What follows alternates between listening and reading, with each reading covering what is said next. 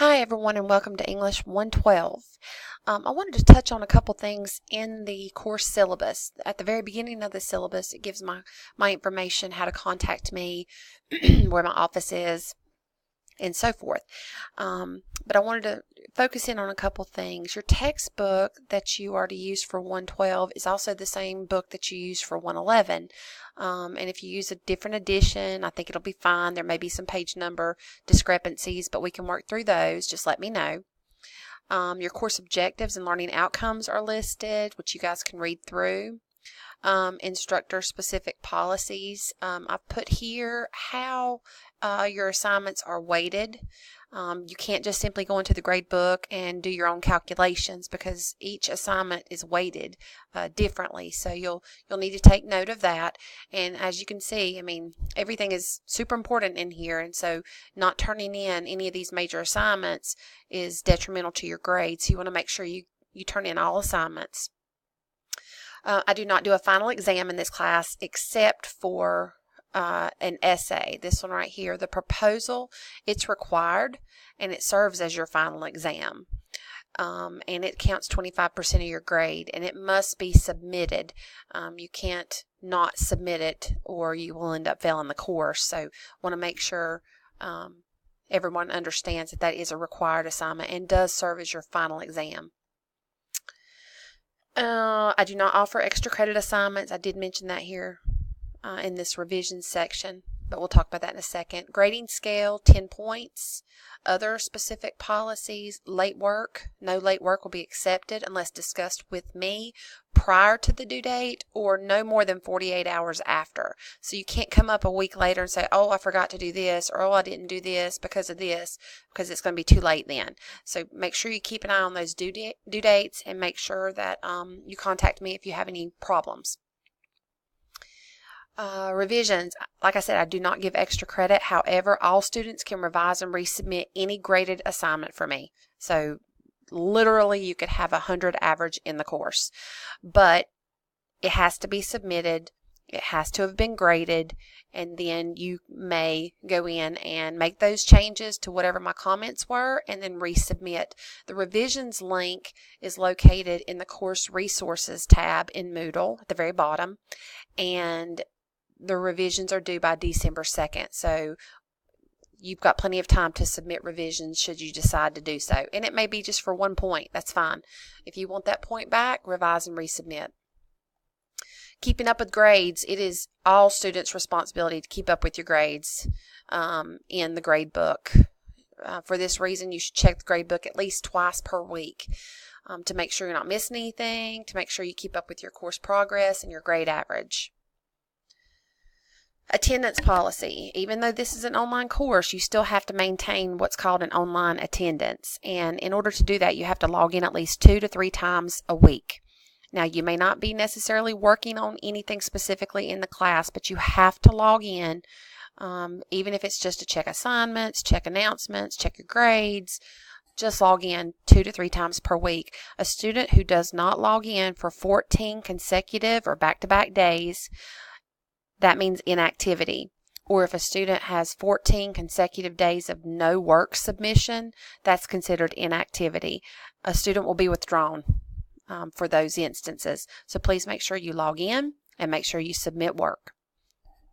No student-initiated withdrawals will be processed after Monday, December 10th. So you can't come up to me at the very end, oh, I'm failing, I need to drop the course. If it's past Monday the 10th, then that will not be allowed. Let's see.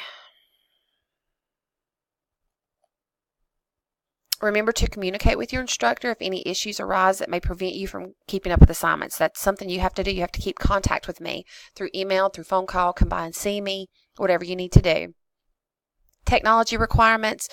Students who are taking this class must have access to a working computer and reliable internet. If you sign up for an online course, these are a must. There's no excuse for technical difficulties, things like that. You need to make sure you submit things ahead of time to avoid potential computer problems.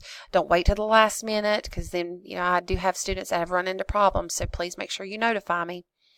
Students should also use Microsoft Office, especially Microsoft Word. I know a lot of students like Google Docs, but those will not be allowed. Do not submit a link to Google Docs in the submission links for your assignments. It changes the formatting and causes point deductions for students. So you need to make sure if you use Google Docs, that you change the document to a Word document before submitting. Do not submit PDF documents either, because I'm not able to go in and actually write my comments and mark up your paper and grade it, because it won't let me change anything. So I need a Word document submitted in order to give you some feedback. Plagiarism. This is a big deal. It is using any information, words, ideas belonging to another person or source without giving any credit to that source and using it as your own, which is theft, basically. And it's a form of academic dishonesty that will result in major consequences. So if you look at these bullet points, when sources are not cited at all within your essay, that's going to be plagiarism, and that will receive an F. When sources are not cited at all on a works cited page at the end, that will receive an F, because you have to cite in both places. You should be familiar with English, since you took English 111, you should be familiar with MLA documentation. So even if you're not the best at it, even if you're not 100% proficient in it, at least attempt to cite sources within your essay and on a works cited page. You have to do both. And as I've listed here, the sources must match up. What you list on your works cited page, they have to match up to the sources that you cited within your essay. You can't have different sources in both places. So you want to make sure you do that. All of these things, keep in mind, I cannot give partial credit for any essay that contains any of this or lack thereof. So please make sure you do your best to follow MLA guidelines. And since you are an online student, you have to be an independent learner, and you have to use the resources that I provide you. If you still do not know how to document sources when it comes time to document, then you need to make sure you contact me. We will be, writing a couple MLA documented essays and formatted essays, but then we'll also be working with APA documentation in this class as well. So you have to really make sure you utilize all of those resources, and it will show you exactly what you need to do as far as citing sources on a works cited page and within your essay. A lot of this is unintentional plagiarism, but it's still plagiarism, and it doesn't exempt a student from receiving a 0. So please understand, typically a first offense for plagiarism is a 0, and then you can revise and resubmit that assignment, but only partial credit will be given because it will be averaged in with that initial 0. So we want to avoid plagiarism. If it happens again, it could be withdrawal from the course with an F, and the Dean of Student Services will be contacted. So just please understand how serious this is, and that I have to look at these things in order to make sure that you understand what you need as far as the objectives and learning outcomes for this class, and part of that is documentation and research. Submitting assignments. All students are required to submit all assignments to the appropriate links in Moodle. Essays will be submitted in a program called Turnitin. This program scans all work submitted for potential plagiarism. You cannot email your instructor your work. I get lots of emails every day, and I need students to understand that things fall between the cracks, and sometimes I'll lose their emails with work in it. So please don't do that. Make sure that you submit all assignments in Moodle.